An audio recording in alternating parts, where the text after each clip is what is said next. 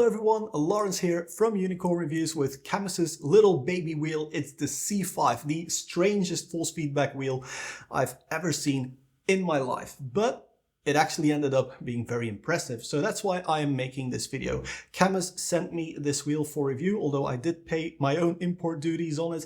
I haven't dared to ask them for a refund on that yet. But the nice thing is you can get this from local warehouses. They have a warehouse in Spain, France, America, probably a lot of other countries, but I can't remember quite all of them because I live in Belgium, and so I only really care about the French and the Spanish warehouse at the moment.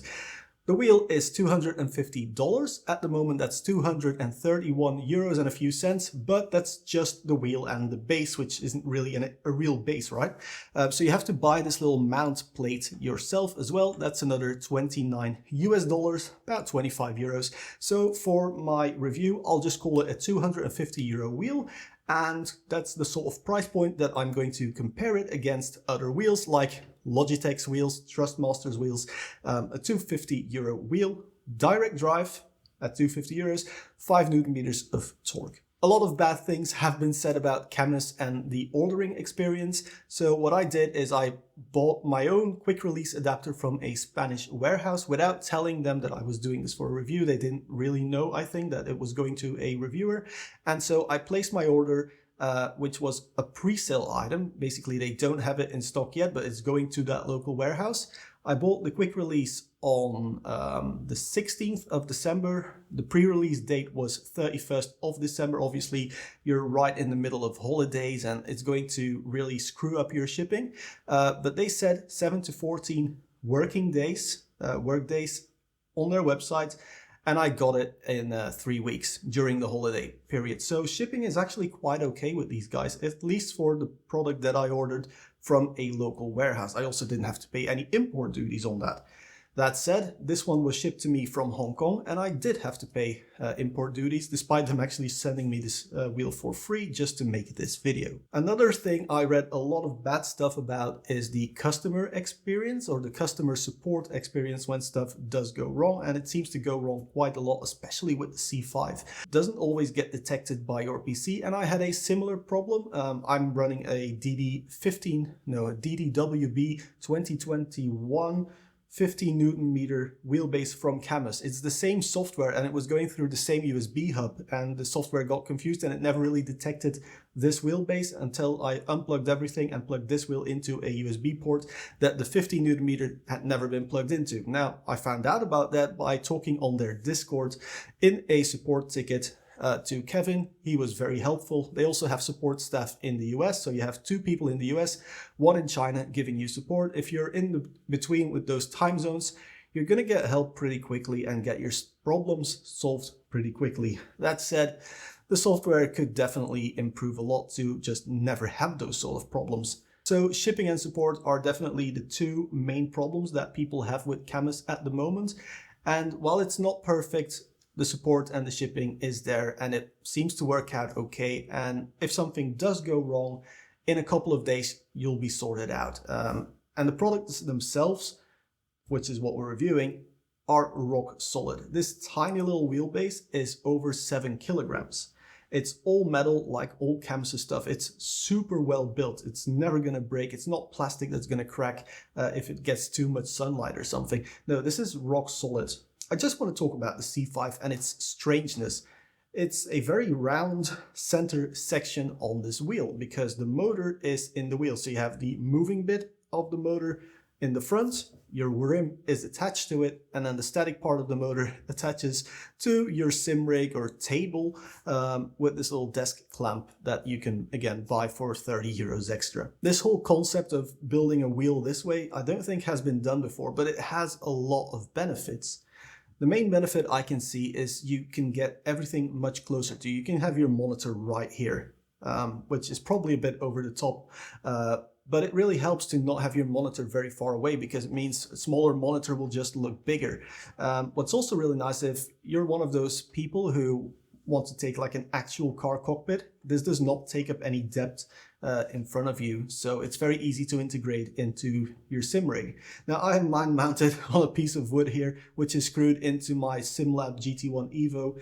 This is stiff enough for a 5 Newton meter base, but it means I don't have to basically completely readjust my sim rig that I spent half a year getting into the position that I wanted. It is a bit smaller, so you will have to adjust your wheel. If you come from a G29, for example, this will sit a bit lower and a bit further away because it's also short and compact. Now, I've already mentioned it's a full aluminium build. You got your leather rim. It's probably not real leather, I don't know for sure, but it's nice and like solid without being hard. So there's a little bit of give to it. It's a very comfortable wheel despite being so small. You got your little drift centering ring on here as well. It is a bit annoying that it's a somewhat D-shaped wheel. You drifters out there are probably going to be sliding this wheel through your hand, and then the flat bit will hit your wrist a little bit. Not perfect for drifting, but it's definitely doable for drifting, rally games, all that sort of stuff. Normally, cars do this sort of flat bottom to their wheel to give you more leg room, but if you're running it with the desk clamp, I think the desk clamp is way too big, and so you're hitting the knobs on the desk clamp before you're hitting the wheel.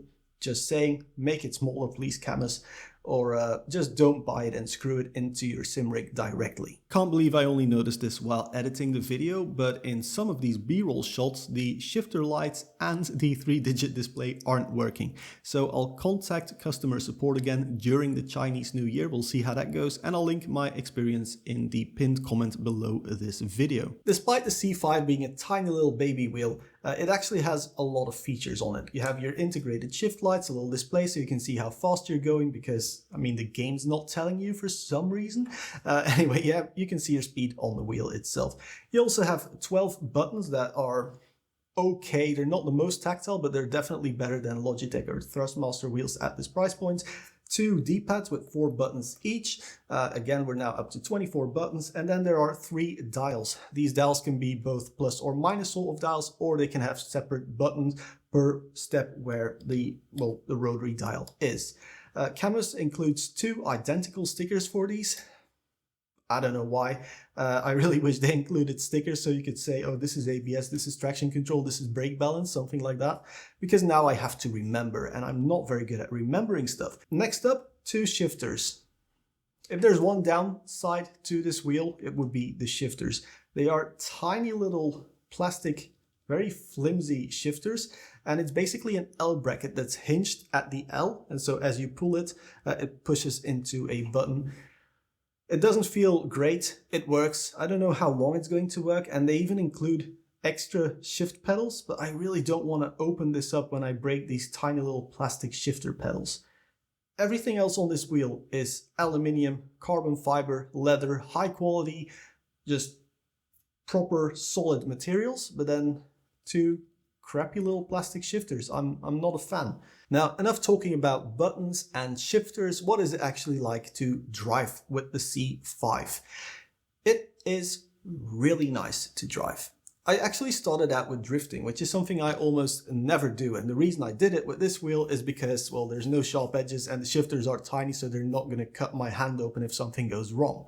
I actually really enjoyed drifting with this wheel, and even the little flat bit at the top or at the bottom hitting my hand when it's sliding through your hand, it kind of hits sometimes.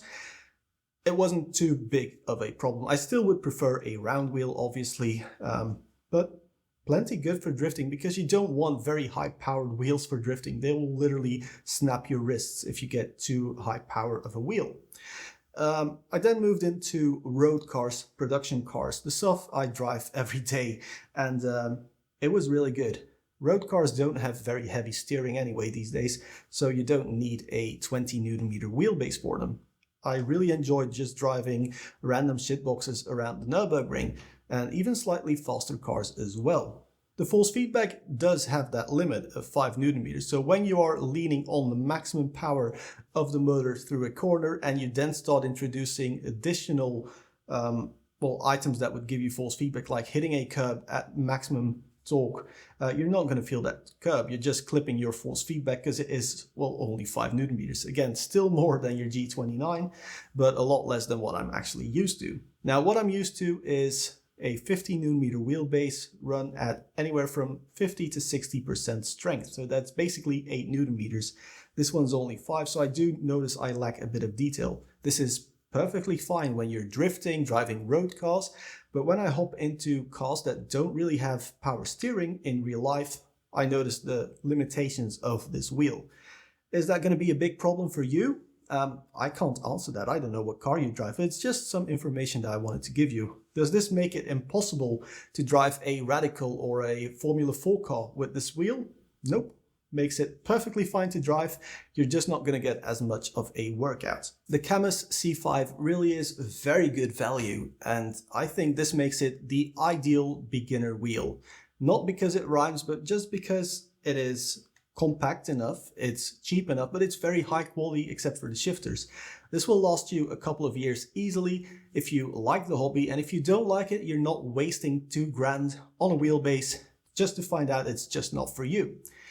Where this also really shines is just smaller people who are maybe not as strong, who don't need like 20 Newton meters of torque to snap their wrists with. If you're a kid, for example, you don't want an open wheel here or somewhere for your thumbs to get stuck into, and then you have like 20 or so Newton meters of torque just breaking your thumb, hitting you in the wrist. It really hurts.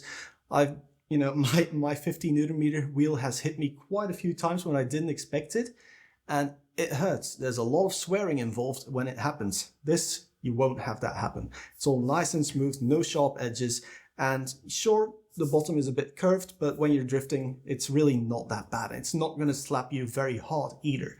So I really like it for that. Everything's just high quality, works perfectly fine once you get it working.